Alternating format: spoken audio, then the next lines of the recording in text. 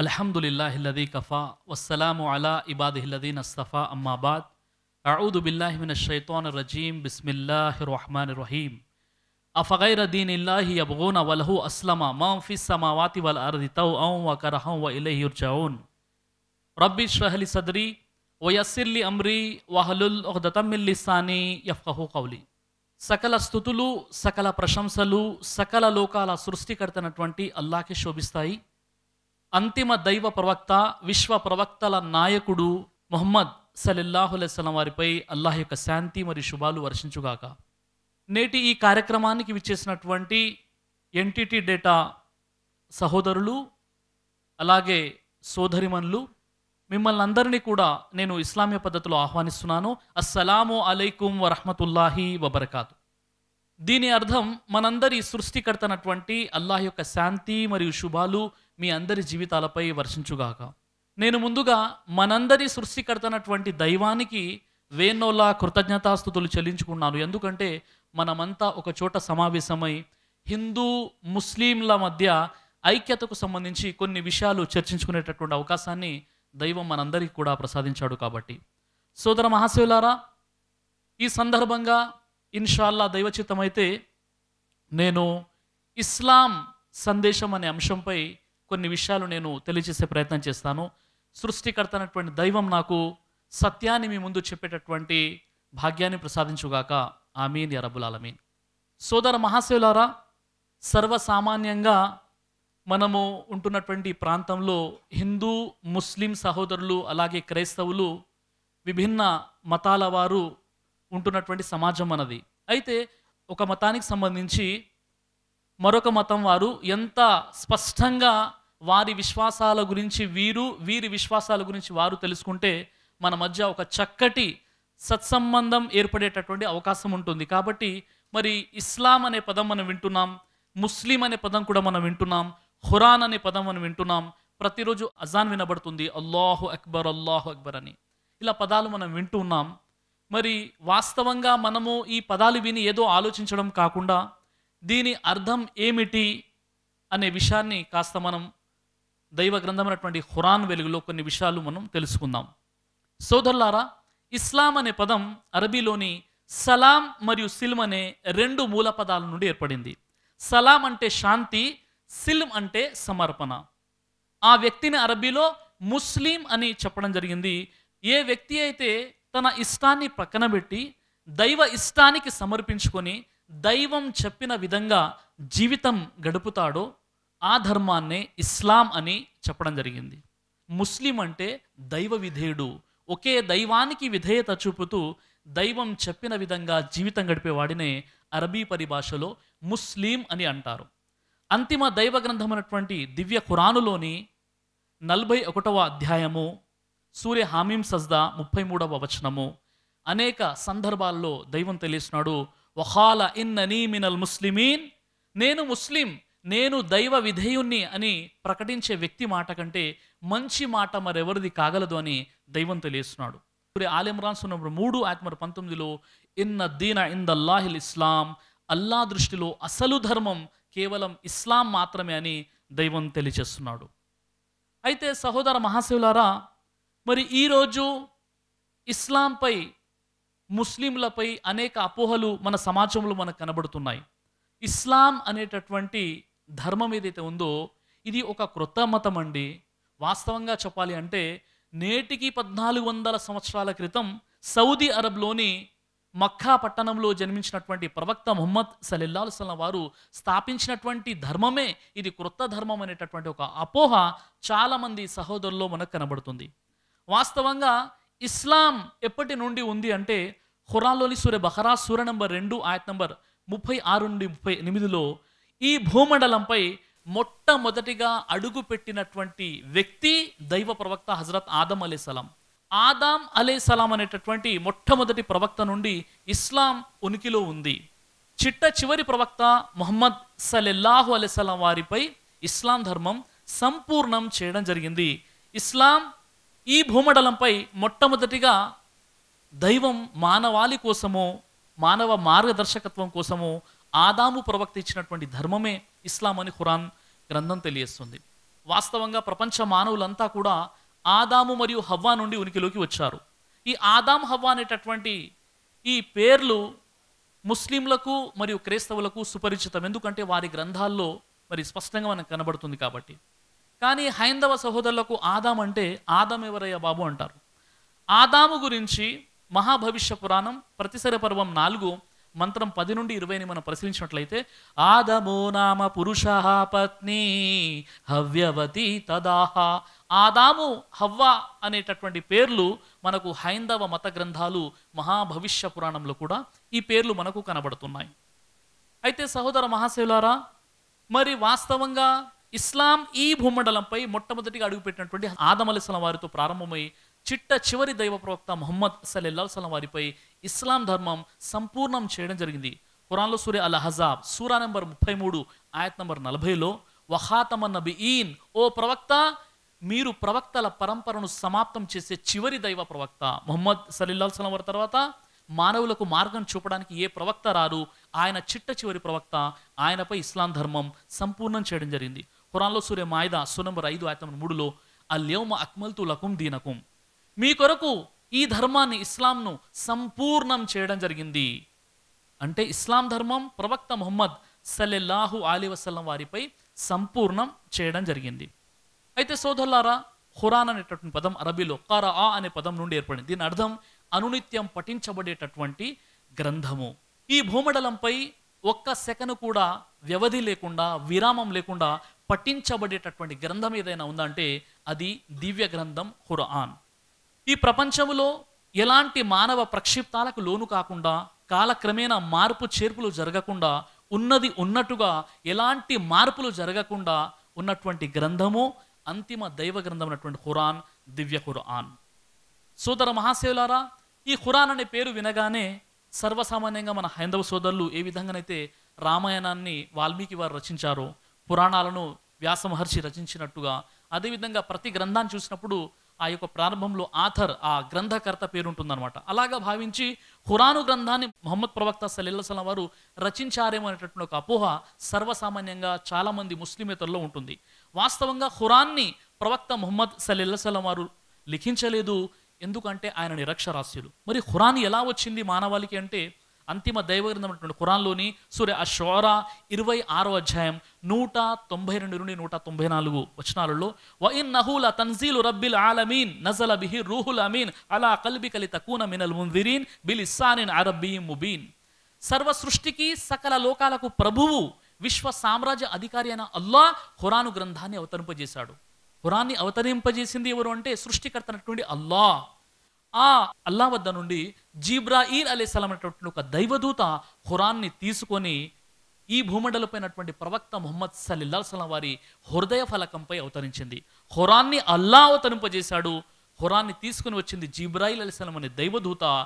ముహమ్మద్ సల్లల్లాహు అలైహి వసల్లం వారి హృదయ ఫలకంపై అవతరించింది. ముహమ్మద్ సల్లల్లాహు అలైహి వసల్లం వారు నిరక్షరాస్యులు, ఆయనకు చదవడం వ్రాయడం రాదు. ఆయన తనపై అవతరింపజేయబడినటువంటి గ్రంథాన్ని కంఠస్థం చేసుకునేవారు. ఆయన శిష్యులు ఎవరైతే ఉన్నారో ఎప్పటికప్పుడు ఖురాను గ్రంథాన్ని వ్రాసి భద్రపరిచేవారు అనమాట. వారిని కాతిబే వహీ అంటారు. ఈ విధంగా దైవం ఖురాను గ్రంథాన్ని అవతరింపజేశాడే కానీ మానవుడు రచించినటువంటి లేదా ప్రవక్త ముహమ్మద్ సల్లల్లాహు అలైహి వసల్లం వారు రచించినటువంటి గ్రంథం ఖురాన్ ఎంత మాత్రము కాదు. ఖురాన్లోని సూరా అల్ హిజ్ర్ సూరా నంబర్ 15 ఆయత్ నంబర్ 9లో ఇన్నా నహ్ను నజ్జల్నా జిక్ర వ ఇన్నా లహు లహాఫిదూన్, మేము ఈ ఖురాను గ్రంథాన్ని అవతరింపజేశాము, దీనిని రక్షించే బాధ్యత కూడా మాపై ఉందని దైవం ఖురాను గ్రంథం గురించి ఖురాన్లో వాగ్దానం చేశాడు. ఈ గ్రంథాన్ని రక్షించే బాధ్యత నాపై ఉందని దైవం స్వతహాగా ఖురాన్ యొక్క బాధ్యత, రక్షణ యొక్క విషయము దైవం తీసుకున్నాడు. సోదరులారా, దీనికి ఒక స్వచ్ఛమైనటువంటి ఉదాహరణ మనం చూసినట్లయితే ఈ భూమండలపై రమారమి 1 కోటికి పైగా ఖురాను గ్రంథాన్ని కంఠస్థం చేసుకున్న వారు ఉన్నారన్నమాట. ఖురాన్ని మొదటి సూరా నుండి చివరి సూరా వరకు స్పష్టంగా, అందులో ఎలాంటి అక్షర దోషాలు లేకుండా స్పష్టంగా ఖురాను గ్రంథాన్ని కంఠస్థం చేసుకున్నటువంటి వారు దాదాపుగా 1 కోటికి పైగా ఉన్నారు. ఈ విధంగా దైవం ఖురాను గ్రంథాన్ని రక్షించాడు. ఖురాను గ్రంథంలోని 114 అధ్యాయాలు ఉన్నాయి. ఖురాన్ గ్రంథంలోని 6236 వాక్యాలు, అలాగే 86430 పదాలు, 3,23,760 అక్షరాలు ఖురాను గ్రంథంలో ఉన్నాయి. మరి ప్రవక్త ముహమ్మద్ సల్లల్లాహు అలైహి వసల్లం వారు ఏ విధంగానైతే ఖురాను గ్రంథాన్ని సహబాలకు శిష్యులకు బోధించారో, ఏ విధంగానైతే ఆయన పట్టించేవారో, స్వతహాగా స్వచ్ఛంగా మహాప్రవక్త ముహమ్మద్ సల్లల్లాహు అలైహి వసల్లం వారి యొక్క అగ్రగణ్యుడైనటువంటి శిష్యుడు హజరత్ ఉస్మాన్ రదియల్లాహు అన్హు వారి కాలం నాటి ఖురాన్ తాష్కాండ్ రష్యాలో, ఇస్తాంబుల్ టర్కీ మ్యూజియంలో నేటికి కూడా ఆ ఖురాను ఇప్పటికి కూడా భద్రపరచబడి ఉంది. ప్రపంచం మొత్తంలో కూడా ఖురాన్ ఎక్కడ కూడా ఒకే విధంగా ఉంటుంది. 114 అధ్యాయాలు, 6236 వాక్యాలు, ఈ విధంగా ఖురాన్ ఎక్కడ కూడా ఒకే విధంగా ఉంటుంది. ఈ విధంగా దైవం ఖురాను గ్రంథాన్ని రక్షించాడు. మహాప్రవక్త ముహమ్మద్ సల్లల్లాహు అలైహి వసల్లం వారు చిట్ట చివరి దైవ ప్రవక్త. ఆయన కల్కి అవతారాన్ని పండిత్ వేద్ ప్రకాష్ ఉపాధ్యాయ్, ఒక హిందూ మతంలోని ఒక గొప్ప పండితుడు, ఎంఏ పిహెచ్డి సంస్కృతం చేసినటువంటి వ్యక్తి, ఆయన వేదాలను, ఉపనిషత్తులను, కల్కి పురాణాన్ని పరిశోధన చేసి చిట్ట చివరి దైవ ప్రవక్త ముహమ్మద్ సల్లల్లాహు అలైహి వసల్లం వారిని ఒక పుస్తకాన్ని కూడా లిఖించడం జరిగింది. ముస్లిం సహోదరులు ఖురాను గ్రంథంతో పాటు మహాప్రవక్త ముహమ్మద్ సల్లల్లాహు అలైహి వసల్లం వారి యొక్క ప్రామాణికమైనటువంటి బోధనలను కూడా విశ్వసిస్తారు. వాటిని సహీ అహదీసు గ్రంథాలు, ప్రామాణికమైనటువంటి ప్రవక్త ముహమ్మద్ సల్లల్లాహు అలైహి వసల్లం యొక్క సూక్తులు అహదీసు గ్రంథాలని తెలియజేస్తారు. అయితే సంక్షిప్తంగా ఖురాన్ అంటే ఏంటి, ప్రవక్త ముహమ్మద్ సల్లల్లాహు అలైహి వసల్లం వారు ఎవరు, అలాగే ముస్లిం, ఇస్లాం అనే పదాలకు సంక్షిప్తమైనటువంటి అర్థాన్ని మనం తెలుసుకున్నాం. అయితే సోదరులారా, ఇస్లాం అంటే ముఖ్యంగా 5 విషయాలు. సహీ బుఖారి అనేటటువంటి హదీసు గ్రంథంలోని 1వ సంపుటం హదీస్ నంబర్ 8లో చెప్పడం జరిగింది. అలాగే సహీ ముస్లిం హదీసు గ్రంథంలోని 1వ సంపుటం హదీస్ నంబర్ 113లో మహాప్రవక్త ముహమ్మద్ సల్లల్లాహు అలైహి వసల్లం వారి యొక్క శిష్యుడైనటువంటి హజరత్ ఉమర్ బిన్ ఖత్తాబ్ రదియల్లాహు అన్హు వారి ఉల్లేఖనం ప్రకారంగా మహాప్రవక్త ముహమ్మద్ సల్లల్లాహు అలైహి వసల్లం వారు ఈ విధంగా తెలియజేశారు: బునియల్ ఇస్లాము అలా ఖమ్స్ షహాదతి అల్లా ఇలాహ ఇల్లల్లా వ ఇకామిస్ సలాతి వ ఈతాఇజ్ జకాతి వ హజ్జల్ బైత్ వ సౌమి రమదాన్. ఈ 5 విషయాలు పునాది అని చెప్పారు మహాప్రవక్త ముహమ్మద్ సల్లల్లాహు అలైహి వసల్లం వారు. ఇస్లాం 5 విషయాల్లో మొట్టమొదటిగా సాక్ష్యం ఇవ్వాలి, ఆరాధనకు ఒక అల్లాహ్ తప్ప మరొక దైవం ఎవ్వరూ లేరు అని ముహమ్మద్ సల్లల్లాహు అలైహి వసల్లం అల్లాహ్ యొక్క దాసుడు మరియు చివరి ప్రవక్త అని మొట్టమొదటిగా సాక్ష్యం ఇవ్వాలి. ఇది మొదటి విషయం. 2, ప్రతి ముస్లిం, దైవాన్ని నమ్మినటువంటి ప్రతి వ్యక్తి 5 పూటలు విధిగా భావించి నమాజ్ని ఆచరించాలి. ఇది 2వ విషయం. 3వ విషయం, ప్రతి ముస్లిం రమదాను మాసంలో 30 రోజులు విధిగా భావించి ఉపవాసాల్ని పాటించాలి. 4వ విషయం, ప్రతి ధనవంతుడైనటువంటి ముస్లిం విధిగా భావించి, హక్కుగా భావించి పేదలకు తన సంపద నుండి 2.5% ప్రతి ధనవంతుడైన ముస్లిం జకాత్ని చెల్లించాలి, విధి దానాన్ని చెల్లించాలి. ఇది 4వ విషయం. 5వ విషయం ఏంటంటే, స్తోమత కలిగినటువంటి ప్రతి ముస్లిం తన జీవితంలో కనీసం ఒక్కసారైనా హజ్ యాత్రకు వెళ్ళి రావాలంటే సౌదీ అరబ్లో ఉన్నటువంటి కాబాని సందర్శించి రావాలి. దీన్ని హజ్ అంటారు. ఈ విధంగా ఈ 5 విషయాలు తప్పనిసరి అని చెప్పడం జరిగింది. అయితే సోదర మహాశయులారా, ఇందులో మొట్టమొదటిగా ప్రధానంగా చెప్పబడినటువంటి విషయం ఏమిటంటే షహాదత్, అంటే సాక్ష్యం ఇవ్వాలి. ఏమని సాక్ష్యం ఇవ్వాలి?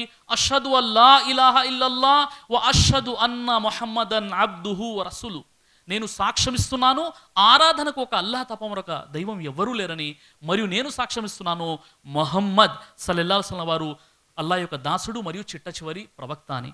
ముస్లిం అనబడేటువంటి వాడు లేదా నూతనంగా ఇస్లాం ధర్మాన్ని స్వీకరించిన ఎవరైనా ఈ కలిమా చదవనిది ముస్లిం కాజాలరు, ఈ కలిమా పఠించనిది వారు ఇస్లాంలో ప్రవేశించజాలరు. మరి ఈ కలిమాలో ఉన్నటువంటి మహత్యము, మహత్కార్యము, అద్భుతము ఏమిటంటే, ఇబ్నే కసీర్లో చెప్పబడినటువంటి విషయం ఏంటంటే, ఒక వృద్ధుడు, ఒక ముసలివాడు మహాప్రవక్త ముహమ్మద్ సల్లల్లాహు అలైహి వసల్లం వారి వద్దకు వచ్చి, ఓ మహాప్రవక్త ముహమ్మద్ సల్లల్లాహు అలైహి వసల్లం, నా జీవితం అంతా కూడా పాప కార్యాలలో మునిగిపోయింది, నేను చేయని తప్పు అంటూ ఏమీ లేదు, నేను ఎంతగా తప్పులు పాపాలు చేశానంటే నా పాపాలను ఈ భూమండలంపై ఉన్నటువంటి జీవరాశుల్లో పంచిపెట్టినట్లయితే ఆ పాపానికి గాను, ఆ కీడుకు గాను ఈ జీవరాశులన్నీ కూడా సర్వనాశనమవుతాయి. అలాంటి పాపాలు నేను చేశాను, నా పాపాలకు ప్రక్షాళన ఏదైనా ఉందా అని అడగడం జరిగింది. ఈ విషయం వినగానే మహాప్రవక్త ముహమ్మద్ సల్లల్లాహు అలైహి వసల్లం అన్నారు, నీవు నీ నిజ దైవాన్ని గుర్తించావా, ఆ దైవ ధర్మాన్ని స్వీకరించావా అని అడగడం జరిగింది. ఆ వ్యక్తి వెంటనే అష్హదు అల్లా ఇలాహ ఇల్లల్లా వ అష్హదు అన్న ముహమ్మదన్ అబ్దుహు వ రసూలు అని ఈ కలిమా పఠించి అతడు ముస్లింగా, దైవ విధేయుడుగా మారిపోవడం జరిగింది. అప్పుడు ప్రవక్త ముహమ్మద్ సల్లల్లాహు అలైహి వసల్లం అంటున్నారు, ఇక నీవు వెళ్ళవచ్చు, నీ పాపాలన్నీ అల్లాహ్ క్షమించి వేశాడు. వెంటనే ఆ వ్యక్తి మళ్ళీ ప్రశ్నిస్తున్నాడు, అయ్యా నా పాపాలను నిస్సందేహంగా దేవుడు క్షమించాడంటే, నిస్సందేహంగా దైవం నీ పాపాలన్నిటినీ క్షమించడమే కాకుండా నీ పాపాలని పుణ్యాలుగా లెక్కించాడు అని మహాప్రవక్త ముహమ్మద్ సల్లల్లాహు అలైహి వసల్లం వారు ఆ వ్యక్తికి ఈ సందేశాన్ని ఇవ్వడం జరిగింది. అంటే ఈ కలిమాలో ఉన్నటువంటి మహత్యము గురించి మహాప్రవక్త ముహమ్మద్ సల్లల్లాహు అలైహి వసల్లం వారు తెలియజేస్తున్నారు. అల్బానీ గారి సహీహ్ హదీస్ తిర్మిజీ 2వ సంపుటం హదీస్ నంబర్ 8ని ఒకసారి మనం పరిశీలించినట్లయితే, హజ్రత్ అబ్దుల్లా బిన్ అమ్ర్ ఆస్ రదియల్లాహు అన్హు వారి ఉల్లేఖనం ప్రకారంగా మహాప్రవక్త ముహమ్మద్ సల్లల్లాహు అలైహి వసల్లం వారు ఈ విధంగా తెలియచేశారు. రేపు ప్రళయం రోజున, తీర్పు దినం రోజున, మనందరికీ తెలుసు ఒకానొక రోజు మనం చనిపోతాం.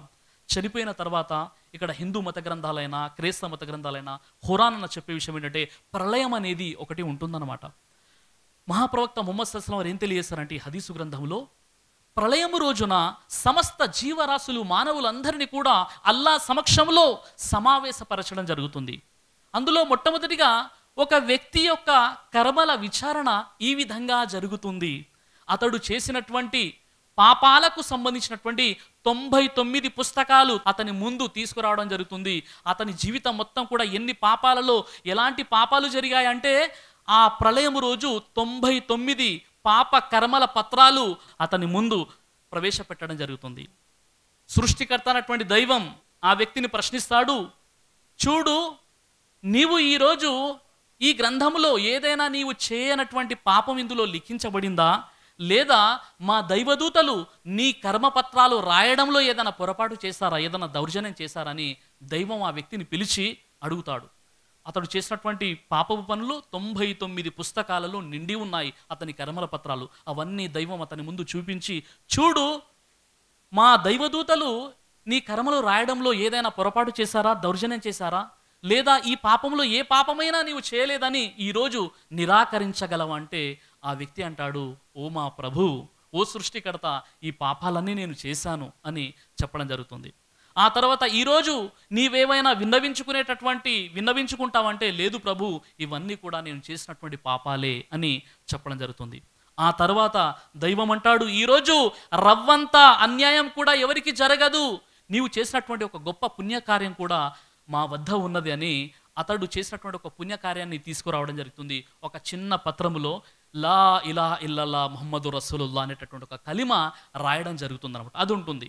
తర్వాత సృష్టికర్తన దైవం అంటాడు, నీవు ఇటువైపు వచ్చి నీ కర్మలు ఎటువైపు మొగ్గుతున్నాయో ఒకసారి చూసుకో అంటాడు దైవం. ఆ దాసుడు అంటాడు, ఓ దైవమా, నేను ఇన్ని తప్పులు చేశాను, 99 పుస్తకాలలో నా పాపాలన్నీ కూడా నిండి ఉన్నాయి. ఈ పాపాల ముందు నేను పట్టించినటువంటి చిన్న కలిమ లా ఇలాహ ఇల్లల్లా ముహమ్మదు రసూలుల్లాహ్, దాని విలువ ఎంత అని ఆ దాసుడు వాపోతూ ఉంటాడు. తర్వాత అతడు చేసినటువంటి 99 ఆ పుస్తకాల పాపాల భారం మొత్తం కూడా ఒక తరాజులో, ఒక పల్లెంలో వేయడం జరుగుతుంది. అతడు చదివినటువంటి లా ఇలాహ ఇల్లల్లా ముహమ్మదు రసూలుల్లాహ్ అనే కలిమ మరో పల్లెంలో వేయడం జరుగుతుంది. ఎప్పుడైతే లా ఇలాహ ఇల్లల్లా ముహమ్మదు రసూలుల్లాహ్ అనేటువంటి ఒక చిన్న ఆ కర్మల పత్రాన్ని అతని ఆ త్రాసులో వేయగానే అది అత్యంత భారంగా క్రిందికి వంగుతుంది. ఈ 99 పుస్తకాలు, ఆ పాప కర్మలు ఏవైతే ఉన్నాయో అవన్నీ తేలికగా పైకి వెళ్ళిపోతాయి. అల్లాహు అక్బర్. అంటే అల్లా నామము లా ఇలాహ ఇల్లల్లా ముహమ్మదు రసూలుల్లాహ్ అనేటటువంటి దైవాన్ని గుర్తించడంలో అంత మహత్యమని మహాప్రవక్త ముహమ్మద్ సల్లల్లాహు అలైహి వసల్లం వారు తెలియజేశారు. మరియు సృష్టికర్త అయినటువంటి దైవము సద్వచనాన్ని ఒక పరిశుద్ధమైనటువంటి వృక్షంతో పోల్చాడు. ఖురాను గ్రంథంలోని సూర ఇబ్రాహీం సూర నెంబర్ 14 ఆయత 24-25లో సృష్టికర్త అయినటువంటి దైవము సద్వచనం ఈ కలిమాను దేనితో పోల్చాడో మీకు తెలుసా? అది శ్రేష్టమైనటువంటి ఒక వృక్షము. దాని వ్రేలు భూమిలోని పాతాళం వైపునకు నాటుకొని ఉన్నాయి, దాని శాఖలు ఆకాశం వైపునకు వెళుతున్నాయి. అనునిత్యము కూడా ఆ వృక్షం తన ప్రభు ఆజ్ఞానుసారం ఎల్లవేళలా మంచి ఫలాలను ఇస్తుంది. చూడండి, అల్లాహ్ సుబ్హానహు వ తఆలా ఆ యొక్క కలిమాను దేనితో పోల్చాడో. ఒక మహావృక్షం దాని యొక్క వ్రేళ్ళు భూమిలో పాతుకొని ఉన్నప్పుడు సుడుగాలులు, భూ ప్రకంపనలు, అదేవిధంగా తుఫానులు వీచినప్పటికీ కూడా ఆ వృక్షానికి ఎలాంటి హాని జరగదు. అదేవిధంగా ఈ కలిమ అనేది దాని యొక్క మహత్యాన్ని గురించి సృష్టికర్త అయినటువంటి దైవం తెలియజేస్తున్నాడు. తిర్మిజీ హదీసులో మహాప్రవక్త ముహమ్మద్ సల్లల్లాహు అలైహి వసల్లం తెలియజేశారు, ఎవరైతే స్వచ్ఛమైనటువంటి మనస్సుతో లా ఇలాహ ఇల్లల్లా ముహమ్మదు రసూలుల్లాహ్ అనేటటువంటి ఈ కలిమా పఠిస్తారో వారి కోసం స్వర్గ ద్వారాలు తెరవబడతాయి. అదేవిధంగా ఆ వ్యక్తి దైవ సాన్నిధ్యం వైపునకు, దైవం వైపునకు ప్రయాణం చేస్తూ ఉంటాడు. ఏ వ్యక్తి అయితే చిత్తశుద్ధిగా పశ్చాత్తాప భావముతో లా ఇలాహ ఇల్లల్లా ముహమ్మదు రసూలుని పఠిస్తాడో ఆ వ్యక్తి కోసం స్వర్గ ద్వారాలు తెరవబడతాయి, ఆకాశ ద్వారాలు తెరవబడతాయి. ఆ తర్వాత ఆ వ్యక్తి యొక్క ప్రయాణం మొత్తం కూడా దైవం వైపునకు ఉంటుంది అని మహాప్రవక్త ముహమ్మద్ సల్లల్లాహు అలైహి వసల్లం వారు తెలియజేశారు. సూర ఇబ్రాహీం సూర నెంబర్ 14 ఆయత నంబర్ 27-28లో సృష్టికర్త దైవం ఈ వాక్యము, ఈ కలిమా యొక్క గొప్పతనాన్ని గురించి తెలియజేస్తున్నాడు. మరి విశ్వాసులు ఎవరైతే ఈ కలిమాను పఠిస్తారో వారికి ఇహలోకంలోను పరలోకంలోని దైవం స్థిరత్వాన్ని కలుగజేస్తాడు, వారికి దైవం ఆదుకుంటాడని సృష్టికర్త దైవం ఈ కలిమా గురించి తెలియజేస్తున్నాడు. కాబట్టి సహోదరులారా, మరి మనందరి సృష్టికర్త దైవం ఒక్కడే అనేటటువంటి సందేశము ఇది కేవలం ఖురాన్లో ఇస్లాం చెప్పేటటువంటి విషయం మాత్రమే కాదు, మన ప్రాచీన హైందవ గ్రంథాలలో కూడా దైవం ఒక్కడే ఉన్నాడు అని అనేక ఆధారాలు చెప్పబడ్డాయి. శ్వేతాశత్రోపనిషత్ 3వ అధ్యాయం 2వ మంత్రాన్ని మనం పరిశీలిస్తే, ఏకోహి రుద్రో నానా ద్వితీయాయ తస్తుహా య ఇమాం ముల్లోకానీశత ఈశనీభిహి. ఈ సమస్త లోకాలను పుట్టించి పరిపాలించే దైవం వాస్తవానికి ఒక్కడే, రెండవ వాడుగా చేయడానికి ఆయన ప్రక్కన మరొకడు లేడు. ఋగ్వేదం 8వ మండలం 1వ సూక్తం 1వ మంత్రంలో, మా చిరణ్యా ద్విశంసత సఖాయో మా విశంసత. ఓ మిత్రులారా, ఆ ఏకైక దైవాన్నే ఆరాధించండి, అప్పుడు మిమ్ములను ఏ బాధ బాధించదు. శ్వేతాశత్రోపనిషత్ 3వ అధ్యాయం 3వ మంత్రంలో, ధావ్యా భూమి జనయాన్ దేవ ఏకః. ఈ భూమి ఆకాశాలను పుట్టించినటువంటి దైవం వాస్తవానికి ఒక్కడే. అధర్వణ వేదం 13వ కాండం 4వ సూక్తం 16-21 మంత్రాలని కాస్త మనం పరిశీలించినట్లయితే ఆ దైవం ఎలాంటి ఒక్కడు, ఏ విధంగా విశ్వసించాలో హైందవ మత గ్రంథాలు తెలియజేస్తున్నాయి. నా ద్వితీయోనా తృతీయోనా చతుర్థోనా ప్యుచ్యతే, పంచమోనా షష్ఠః సప్తమోనా ప్యుచ్యతే, నాష్టమోనా నవమో దశమోనా ప్యుచ్యతే, తమిదం నిగతం సహ స ఏష ఏక ఏకవృద్ ఏక ఏవా. ఆయన ఒక్కడు, ఒకే ఒక్కడు, 2, 3, 4, 5, 6, 7, 8, 9, 10 కానే కాదు. ఆయన ఒక్కడు, ఒకే ఒక్కడు, సాటి మేటి లేనివాడై, సహవర్తులు లేనివాడై, ఏకైకుడై ఉన్నాడు. ఆ దైవాన్ని ఆ విధంగా విశ్వసించాలని హైందవ మత గ్రంథాలు మనకు తెలియజేస్తున్నాయి సోదర మహాశయులారా. కాబట్టి దైవం ఒక్కడే. ఆ ఒక్క దైవాన్ని మనం ఒప్పుకోవడాన్ని లా ఇలాహ ఇల్లల్లాహ్, నేను సాక్ష్యమిస్తున్నాను, లా ఇలాహ ఇల్లల్లాహ్, ఒక్క దైవం తప్ప మరొక దైవం ఎవడు లేడు అని మనం ఒప్పుకోవాలి. ఆ మహత్యము, దానివల్ల మనకు కలిగేటటువంటి ఇహపరాల ప్రయోజనం గురించి నేను కొన్ని హదీసులను తెలియజేశాను. అయితే సోదర మహాశయులారా, ఏ వ్యక్తి అయితే నిజ దైవాన్ని విశ్వసిస్తాడో ఆ వ్యక్తి 6 విషయాలపై విశ్వాసం కలిగి ఉండాలి అని తప్పనిసరి అని ఇస్లాం ధర్మం తెలియజేస్తుంది. అంటే ఏ వ్యక్తి అయితే ఇస్లాం ధర్మాన్ని మొట్టమొదటిగా సృష్టికి సమస్తానికి ఒకే ఒక దైవం ఉన్నాడు అనేటటువంటి విశ్వాసాన్ని ఎప్పుడైతే అతడు అంగీకరిస్తాడో, ఒప్పుకుంటాడో, అతడు 6 విషయాలను నమ్మాలి. వీటినే అర్కానే ఈమాన్ అని చెప్పడం జరిగిందనమాట. అంతిమ దైవ గ్రంథమైనటువంటి ఖురాన్లోని సూర బహరా సూర నంబర్ 2 ఆయత 177ని మనం పరిశీలిస్తే, బిస్మిల్లాహిర్ రహ్మానిర్ రహీం, లైసల్ బిర్ర అంతు వల్లు ఉజూహకుం కిబలల్ మష్రికి వల్ మగ్రిబి వలాకిన్నల్ బిర్ర మన్ ఆమన బిల్లాహి వల్ యౌమిల్ ఆఖిరి వల్ మలాయికతి వల్ కితాబి వన్ నబియీన్. ఇక్కడ అరబ్బీలో చెప్పబడినటువంటి వాక్యాల అర్థాన్ని కాస్త మనం చూసినట్లయితే, సత్కార్యం అంటే మనిషి తూర్పుకో పడమరకో తన ముఖాన్ని త్రిప్పుకోవడం కాదు. సత్కార్యం అంటే మనిషి మొట్టమొదటిగా మన్ ఆమన బిల్లాహి అంటే అల్లాను విశ్వసించాలి. వల్ యౌమిల్ ఆఖిరి అంటే తీర్పు దినం, చనిపోయిన తర్వాత జడ్జిమెంట్ డే ఉంటుంది, పరలోక జీవితం ఉంటుంది అనేటటువంటి విషయాన్ని ఒప్పుకోవాలి. వల్ మలాయిక అంటే దేవుని యొక్క దైవ దూతలు ఉన్నారు, మంచి చెడు మనిషి చేసే మంచి చెడుల్ని వారు లిఖిస్తూ ఉన్నారు అనేటటువంటి విశ్వాసాన్ని కలిగి ఉండాలి. ఇది 3వ విషయం.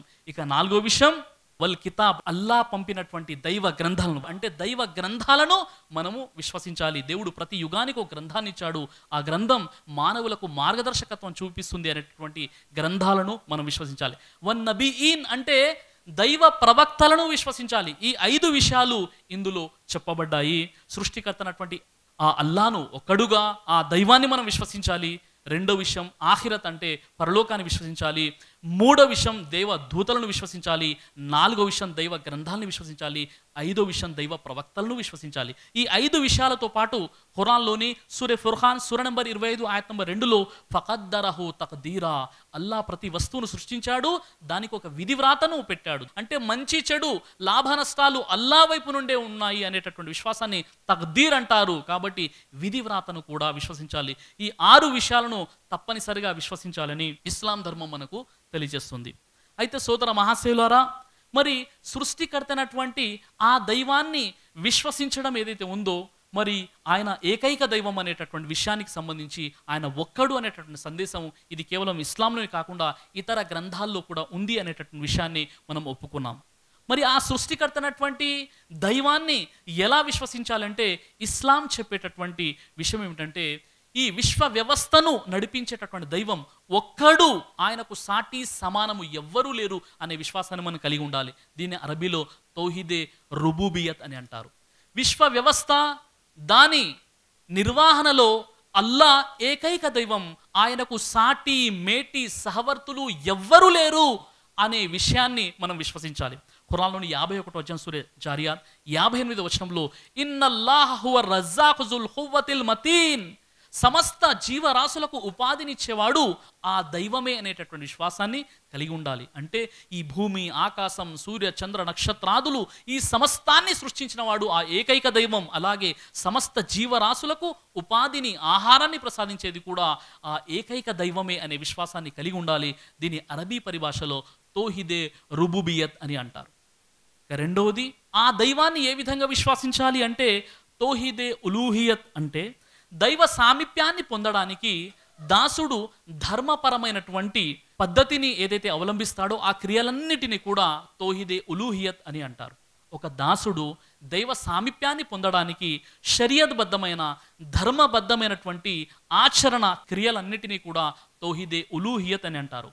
వేడుకోలు, ఆరాధన, మొక్కుబడులు, పూజ, వ్రతాలు, ఖుర్బానీ, ఉపవాసాలు, వీటన్నిటిని కూడా కేవలం సృష్టికర్తనటువంటి దైవం కోసం మాత్రమే చేయాలి. ఖురాన్లోని సూరే ఆల్ ఇమ్రాన్ సూరా నంబర్ 3 ఆయత్ నంబర్ 162, 163లో కుల్ ఇన్న సలాతి వ నుసుకి వ మహియాయ వ మమాతి లిల్లాహి రబ్బిల్ ఆలమీన్, ఓ ప్రవక్త ఇలా ప్రకటించు, నిశ్చయంగా నా నమాజ్, నా సకల ఉపాసనా రీతులు, నా జీవనం మరియు నా మరణం సకల లోకాల సృష్టికర్తనటువంటి దైవం కోసం మాత్రమే. కాబట్టి సమస్తము మనస వాచ కర్మేన మానవుడు చేసేటటువంటి అన్ని సత్కార్యాలు, మానవుడు చేసేటువంటి సకల ఆరాధన పద్ధతులు కేవలం దైవం కోసం మాత్రమే చేయాలి. ఖురాన్ సూరే అన్-నహల్ సూర నంబర్ 16 ఆయత్ 36లో వలకద్ బాస్నా ఫీ కుల్లి ఉమ్మతి రసూలన్ అన్ అబుదుల్లాహ్ వజ్తనిబుత్ తాగూత్, మేము ప్రతి జాతిలో కూడా ఒక ప్రవక్తను ప్రభవింపజేశాము.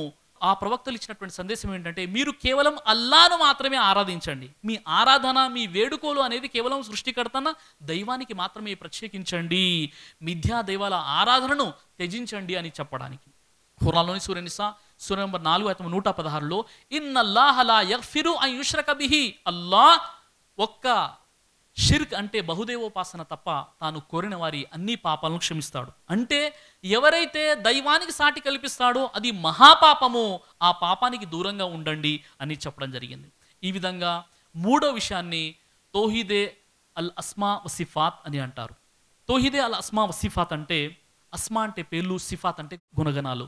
సృష్టికర్త అయినటువంటి దైవానికి సంబంధించి చెప్పినటువంటి పేర్లు మరియు గుణగణాలు ఇవన్నీ కూడా ఖురాన్ మరియు మహాప్రవక్త ముహమ్మద్ సల్లల్లాహు అలైహి వసల్లం వారు ఏ విధంగా అయితే చెప్పారో ఆ విధంగా ఉన్నది ఉన్నట్టుగా అంగీకరించాలి. మరి ఆ దైవానికి చెందినటువంటి పేర్లన్నీ కూడా చక్కనివి. ఆ దైవాన్ని ఏ పేరుతోనైతే పిలవమన్నారో అదే పేరుతో పిలవాలి. ఆ పేర్లు ఇతరులకు ఆపాదించరాదు. ఆయన గుణగణాలు ఇతరులకు కూడా ఆపాదించరాదు. ఖురాన్లో సూరే బనీ ఇస్రాయిల్ సూరా నంబర్ 17 ఆయత్ 110లో ఖులిదుల్లా అవిదుర్ రహమాన్ అయ్యమ్మా తదఉ ఫలహుల్ అస్మాల్ హుస్నా, మీరు అల్లాహ్ని పిలవండి లేదా అర్ రహమాన్ అని పిలవండి. అల్లాహ్కు ఉన్నటువంటి పేర్లన్నీ చక్కనివే. అల్లాహ్ను ఏ విధంగా గుర్తించాలో ఆ విధంగా గుర్తించండి అని చెప్పడం జరిగింది. హజరత్ అబూ హురైరా రదియల్లాహు అన్హు వారి ఉల్లేఖనం ప్రకారంగా సృష్టికర్తన దైవానికి 99 పేర్లు ఉన్నాయి, ఒకటి తక్కువ 100.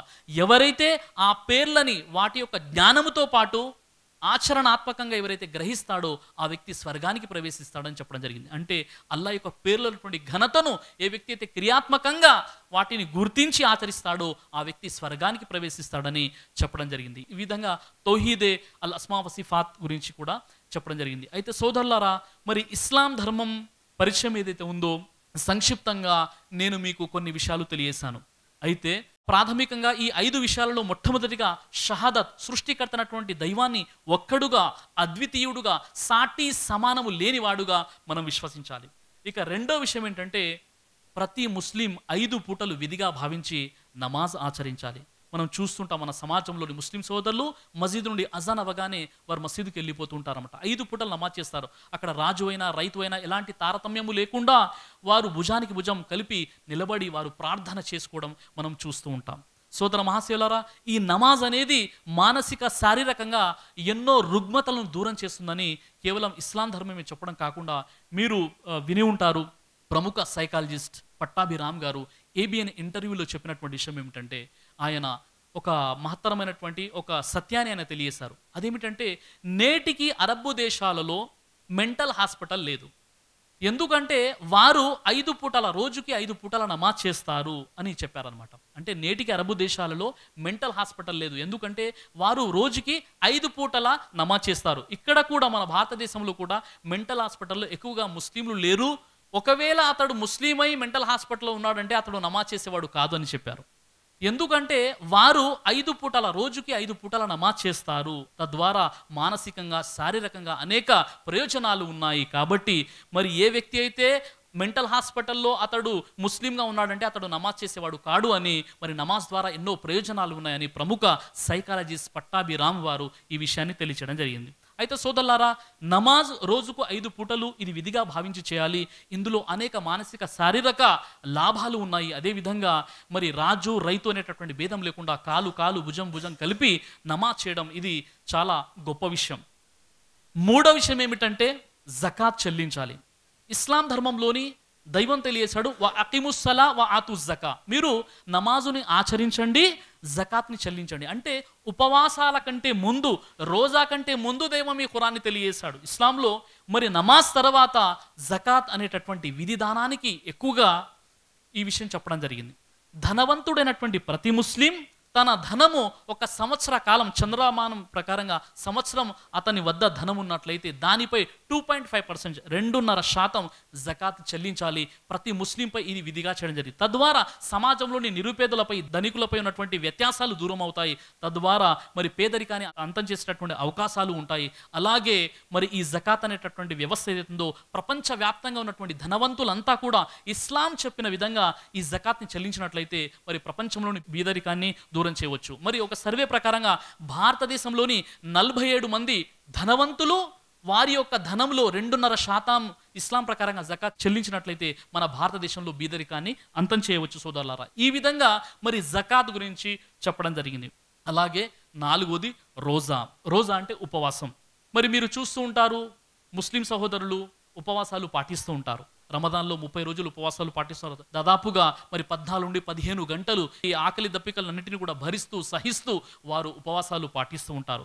అంతిమ దైవగ్రంథం ఖురాను గ్రంథంలోని సూరా బఖరా 2:183లో యా అయ్యుహల్లదీన ఆమను కుతిబ అలైకుమ్ సియామ్ కమా కుతిబ అలల్ లదీన మిన్ కబ్లికుమ్ లఅల్లకుమ్ తత్తఖూన్, విశ్వాసులారా మీకు ఉపవాసాలు విధిగా చేయడం జరిగింది. ఏ విధంగానైతే మీకు పూర్వం వారు ఈ ఉపవాసాలు విధిగా చేయడం జరిగిందో తద్వారా మీలో దైవ భీతి తఖ్వా జనిస్తుందని ఆశించబడుతుంది. అంటే ఒక మనిషి అతడు పాపభీతి దైవ భీతిని కలిగి జీవితం గడపడానికి దేవుడు నన్ను చూస్తున్నాడు, దేవుడికి నేను లెక్క చెప్పుకోవాలనేటువంటి భావనతో ఆకలి దప్పికలకు దూరంగా ఉంటూ కామవాంఛలకు దూరంగా ఉంటూ ఉపవాసాలు పాటించినట్లయితే అతడు సైంటిఫిక్గా కూడా అతని యొక్క ఆరోగ్యం చాలా ప్రయోజనాలు ఉన్నాయి. అదేవిధంగా దైవ శాసనాన్ని దైవ ఆజ్ఞని అతడు శిరసావించాలని చెప్పడం జరిగింది. ఈ విధంగా 30 రోజుల పాటు రమదాన్లో ఉపవాసాలు పాటించాలి. ఇక చివరిగా 5వ విషయం ఏమిటంటే హజ్ యాత్ర.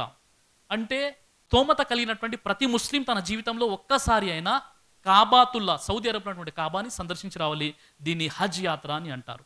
అయితే సోదర మహాశయులారా, ఈ హజ్ యాత్ర విశ్వ మానవ సౌభ్రాతృత్వానికి సంకేతం ఈ హజ్ యాత్ర. ఎందుకంటే మీరు చూస్తుంటారు అరబు దేశాలలో కింగ్డమ్ సిస్టమ్ ఉంటుందన్నమాట.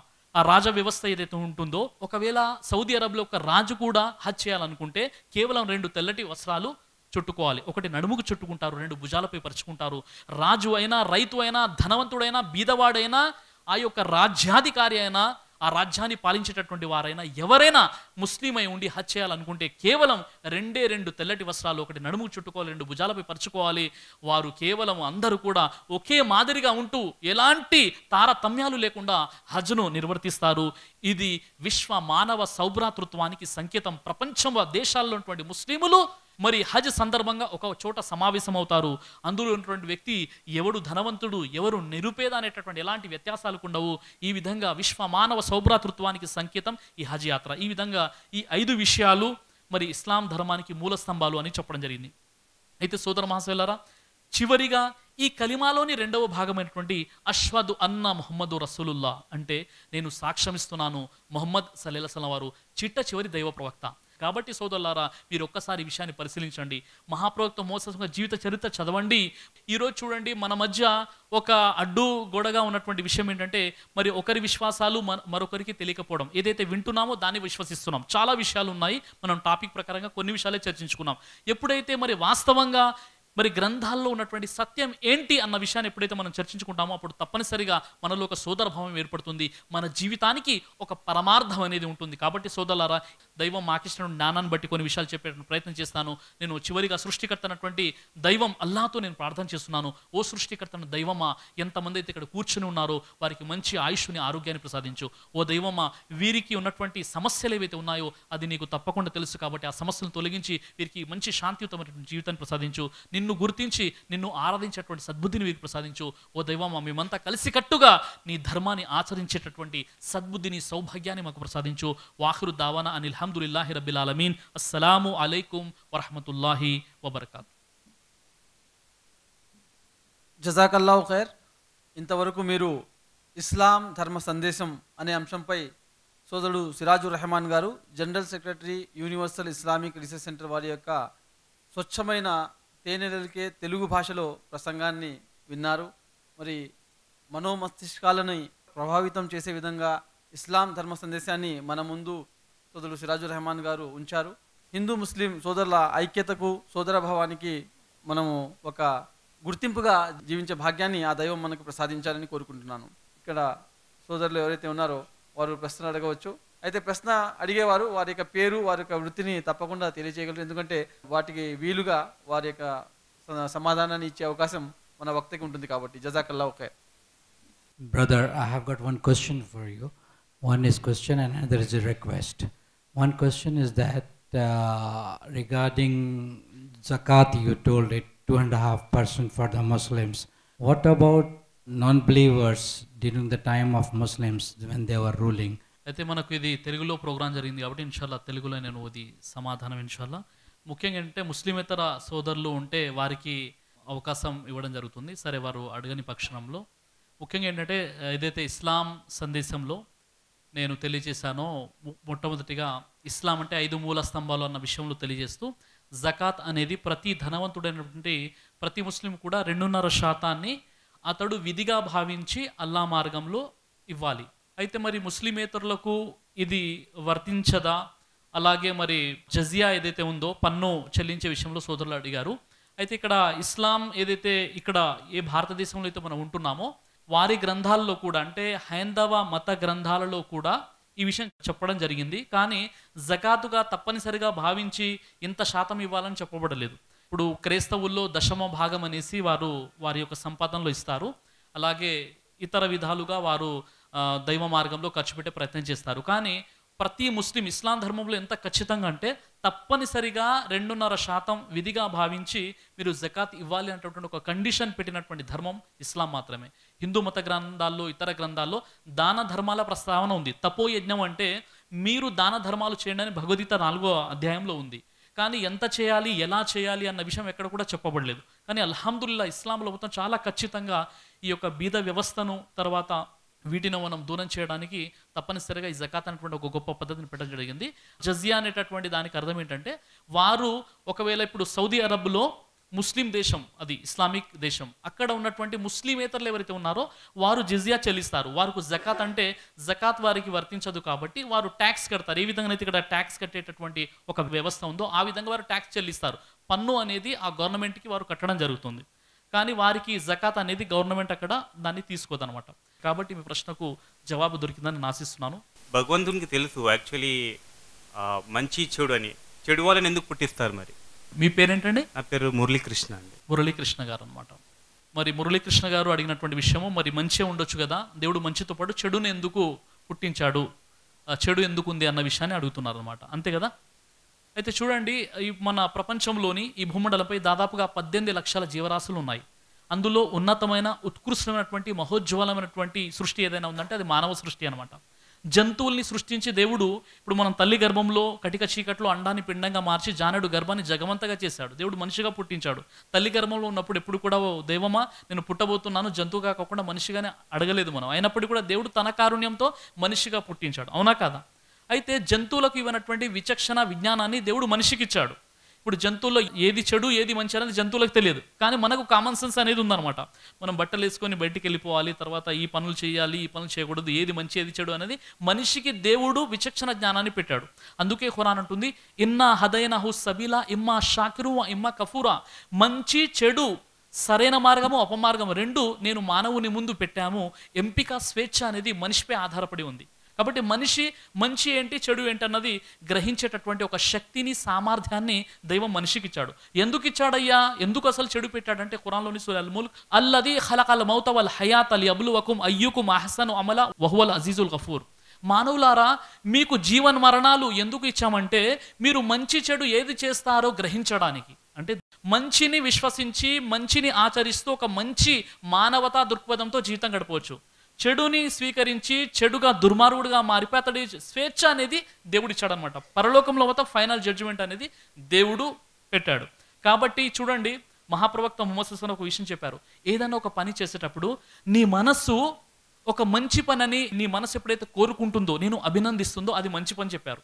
ఏదైనా చెడు చేసేటప్పుడు ఆటోమేటిక్గా మన మనసు ఏమంటుందంటే ఇది చెడు అనేటట్టు ఒక సంకోచాన్ని సృష్టిస్తుంది మనసు. అవునా కదా? నేను ఒక బీదవారికి హెల్ప్ చేశాను, దానం చేశాను, నేను ఏ గ్రంథంలో చదవాల్సిన అవసరం లేదు, వెంటనే నా మనసు ఏమంటుంది, ఈరోజు నేను మంచి పని చేశానయ్యా అని నా మనస్సు నన్ను వెనక నుండి తట్టుతుంది. అవునా కదా? అలాగే ఏదైనా చెడు పని చేసినప్పుడు వెంటనే నా మనసు నాకు ఈ విషయం చెప్పేస్తుంది, నువ్వు చెడు చేసావయ్యా బాబు అంటుందన్నమాట. కాబట్టి మంచి చెడు అనేది మనిషి ముందు పెట్టాడు. కాబట్టి మనం మంచిని స్వీకరించి మంచి మహోత్కృష్టమైనటువంటి మంచి జీవిగా మానవుడిగా మనం మారవచ్చు. చెడును చేసి దుర్మార్గుడిగా వెళ్ళవచ్చు. ఫైనల్ డిసిషన్ మన చేతిలో ఉంది, కానీ ప్రతిఫలం ఇచ్చేది మాత్రం దైవం మాత్రమే. కాబట్టి మీ ప్రశ్నకు జవాబు దొరికిందని నేను ఆశిస్తున్నాను. జజాకల్లాహ్.